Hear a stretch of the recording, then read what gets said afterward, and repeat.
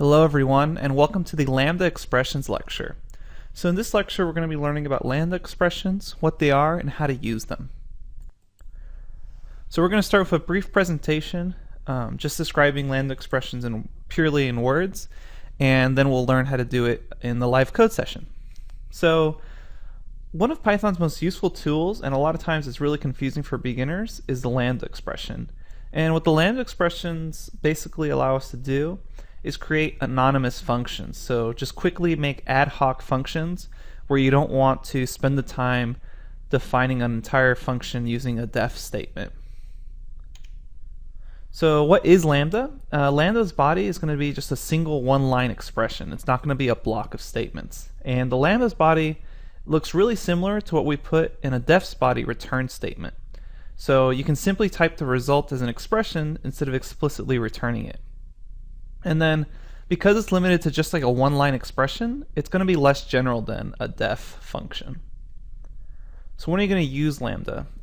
You can only squeeze design to limit program nesting. So the issue with Lambda is that it's designed for coding simple functions. If you want a larger task to be done, you're going to have to use def. Okay, so the best way to learn how to use Lambda expressions is to slowly convert a normal def function into a Lambda expression. So let's go ahead and hop over to the code to see how that's done. Hey, okay, now we're at the Lambda expressions Jupyter notebook, and I have it open here, and this is basically what we're going to all go through in a couple of examples during this lecture. So let's go ahead and get started. And what we're going to do is go ahead and jump to a live code session. So I'm going to make a really simple def function using just normal syntax. So I'm going to say def space. I'm going to name my function square. It's going to take in num as an argument. It's going to set a variable called result, square that number, and then it's going to return the result. So that's my simple function. It's just squaring numbers. So if I call it square 2, it releases 4. Okay, so let's go ahead and continue breaking this down, and you'll see that we're going to slowly form it into a Lambda expression. So how can I keep reducing this function? If you notice, I'm returning result and setting result as a variable, but I actually don't need to do that. I could just return this nums to the power of 2, right? So I could just say return num to the power of 2, and that's going to be the same thing. I don't need to save this variable if I'm just going to return it. So let's go ahead and make sure that worked. So square, let's do 4 this time, and we get out 16. So that makes sense. Okay, so how can we put this all into one line? So Python, I know we've been making a big deal of white space for functions, but I could actually write this in one line in this fashion: def square num colon return num to the power of 2. Now this is kind of bad styling, but it is okay syntax wise to do that. Although I wouldn't recommend doing that normally, but we're doing that just to slowly convert it into a one-line Lambda expression. So again, let's go ahead and do square of 3, and we get 9. So notice how in this format it still works. We have kind of this one-line function. So this kind of form is the form that a Lambda expression is going to try to replicate. So when you're using Lambda expressions, you're basically going to write kind of a one-line version of a function. And the way we would convert this square function into a Lambda expression would look like this. I would type lambda num colon num to the power of 2. So the syntax is you write lambda, you write what it's going to take in, and then you write colon and what you want the output to look like. So this is one of the most basic versions of a Lambda expression. And notice how when I run that, Python's going to treat it as a function. So I can actually get the function back by assigning a label to it. And as we've gone over a little bit throughout the course, we can actually assign labels to functions. So I could say square is equal to that lambda expression. And now if I call square, you'll notice it works just as it did for the full function. And just to make sure that it's actually taking its results from this lambda expression, let's go ahead and put square 2, put square 2 on 10, and notice you get the exact same thing. So that's the simplest breakdown of a lambda expression, and I'm just going to go over it one more time. You can think of a lambda expression as basically kind of this one-line condensed version of a function, where you have lambda, what you're taking in, and then what you want to do with it, separated by a colon. Now usually you actually don't save lambda expressions to a variable, since you want what's called a anonymous function, which means you never spend the time to actually save it. You usually run it within a context of your code where you just need something to quickly perform some sort of expression and then not worry about it later.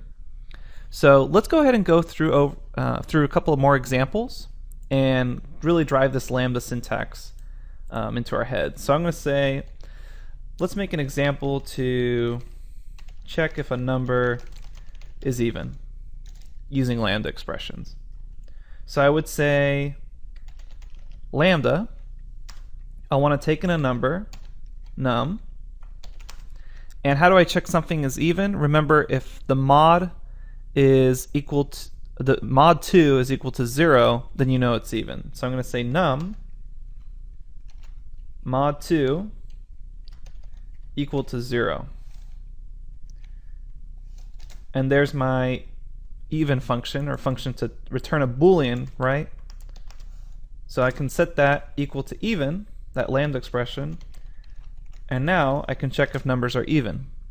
So just like we did earlier, where we converted a function into a lambda expression, let's work backwards now and convert this lambda expression into a function just to drive the point home. So what is this lambda expression actually trying to do that a function would? Well, it would look something like this, right? Even, take num, return the Boolean if num mod 2 is equal to 0. And that's going to be the exact same thing as that lambda expression. So you notice now, instead of writing this entire syntax of def, we can just actually have one-line lambda expressions throughout our code if we ever need just to do a quick function. Okay, let's go through a couple more examples. So let's say I wanted to make a function that grabs the first character of a string. So what would that look like? Well, I have lambda.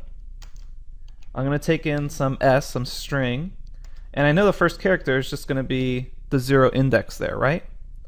So again, I have my function. We can go ahead and save it if we want. Give it a variable. And now I'm going to say first of hello, and you notice it returns that 0 index. Okay, so let's move along. Let's see how we could reverse a string. We've seen this a couple times throughout the course, but remember, to reverse a string, you take it in, that s, and then you can actually just go through it backwards through indexing.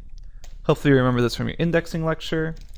There's our function. Let's go ahead and set it to a variable label called rev, and say rev hello. And you'll notice it's reversed. Okay, so moving on to a little more advanced, we can, just like a normal function, accept more than one argument into a lambda expression. So let's go ahead and see what that looks like. Let's say I wanted to add two numbers together as a function. So let's say I made a function, now this is just a normal DEF function, called adder. And it took x and y, and it returned the sum of them. So if I say adder, I could say add, let's say 10 and 12, we get 22 back. So now let's break down this function that takes in multiple arguments and turn it into a lambda expression. So I would say lambda, I'm going to take in two arguments, and you'll notice I separate them by commas just like I would in a normal function. And then what do I want to return? I want to return x plus y. And that's it. And then I could say call this adder. And now if I call adder in my code, you'll notice I can say 3030 and I get 60 out. So Lambda expressions are really going to shine and be used a lot when they're used in conjunction with three main functions: map, filter, and reduce. And each of those functions actually has its own lecture, so feel free to explore them if you're more interested in Lambda functions, but you'll be introduced to these three functions specifically since they have a lecture each. Okay, so there's a really great blog post that I highly recommend you read after you go through this lesson, and it's called, it's at this site called Python Conquers the Universe, and it also has a great breakdown on Lambda expressions and some more explanations for common confusion. So if you click that link in the Jupyter Notebook, it'll take you to this website right here, Python Conquers the Universe, and he says yet another Lambda tutorial. There's actually a ton of tutorials out there for Lambda, so you can check out his own links as well. But again, he goes over basically the necessities of what Lambda is good for. And right now, you may not think that you'll be using Lambda a lot instead of just writing a full def function. But you'll notice as you go throughout your code and don't need an entire function, you just need a quick expression, Lambda will come in super useful. So as far as this blog post, he goes more into why you should use Lambda and more of the theory behind Lambda than actual coding. But I think it's a great blog post and I highly recommend you read it after you go through this lesson and understand how to build your own Lambda expressions. So let's go over quickly what we learned in this lecture. So we learned about Lambda expressions, how they're pretty useful as anonymous functions and these ad hoc expressions. And we noticed that they're made of a single expressions. They're not a block of statements like you usually would for a full def function. So we have this def square function, and we slowly broke it down until we got a Lambda expression that served a similar purpose. And then through our own lecture here in the live coding, we then created a Lambda expression and kind of did the reverse, broke it back into, or built it back into a full function. And then we went through a couple of examples of Lambda expressions. So just to reiterate, remember, a Lambda expression takes the form Lambda, some item or object, and then what you want to do to that item or object. So you could maybe check the length of it. And in context, usually you don't save, let's call this length check. You don't save a Lambda expression to a variable like this. You use it in conjunction with map, filter, and reduce, which I know doesn't make a lot of sense right now since you're not familiar with these functions, but you'll see that when you're using it with map, filter, and reduce, you'll actually just end up passing this Lambda expression as the argument instead of saving it to a variable. So now we can do length check. Let's say a string. How many cars does this string have? 37. Okay. So go ahead and make sure you understand at least how to read a Lambda expression and how to build out simple Lambda expressions. Don't worry too much about implementing these in your actual code.